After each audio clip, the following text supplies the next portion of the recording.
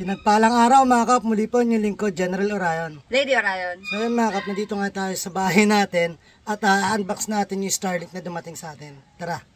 So ayan mga kap, yung dumating sa atin na Starlink na internet.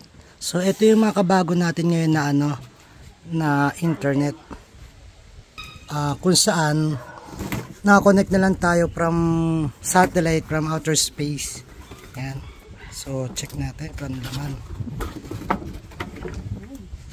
Okay. Stand. Ayun yung disk niya mga kap. Kaya labas mo muna lahat, lady.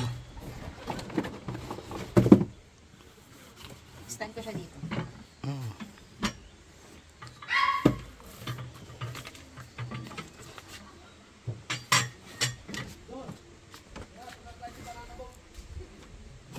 Ayan mga kap. So kahit saan natin dalhin yan mga kap, magkakaroon tayo ng internet as long na may baterya tayo or may 220 tayo, 220 volts na kuryente. So kung gagamitan ko na katulad dito, bali dito mga kap, independent tayo ng kuryente through solar. Hanggat may araw, may kuryente tayo. Sabay kakabit natin tong Starlink para sa ating internet. Dati mga kap, ang ginagamit kong internet dito is point to point, na kung saan yung internet ko sa baryo, itinatapon lang dito. So ginawa natin mas maganda kung independent tayo dito, katulad ng tubig, kuryente, at saka internet. So ito na nga yung makabagong internet. So ayan mga kap, ito yung router natin. Okay.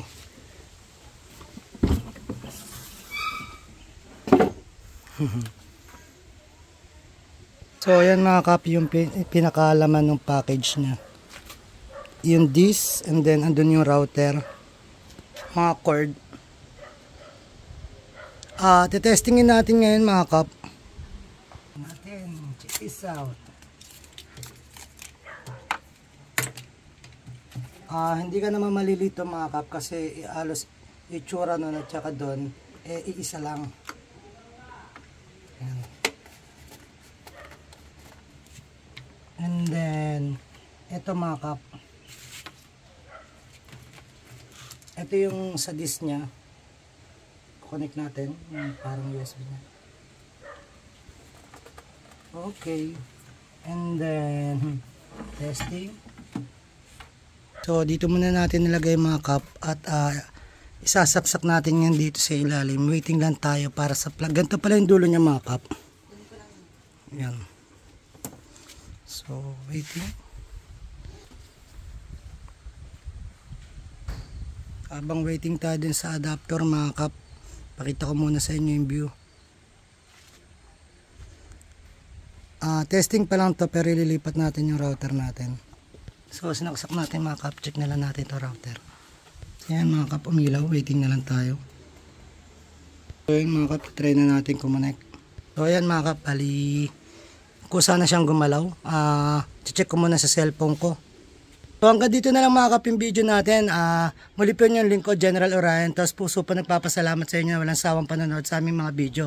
Sana po gabayan ka ng Panginoon, sampunan yung mga pamilya. Sana po mingita ng gabay sa Kanya, sa isip, sa salita at gawa, upang magampanan natin tungkulin natin dito sa mundong ibabaw, na naayon sa Kanyang mga kagusto at mga kailingan. Muli po, maraming salamat. God bless.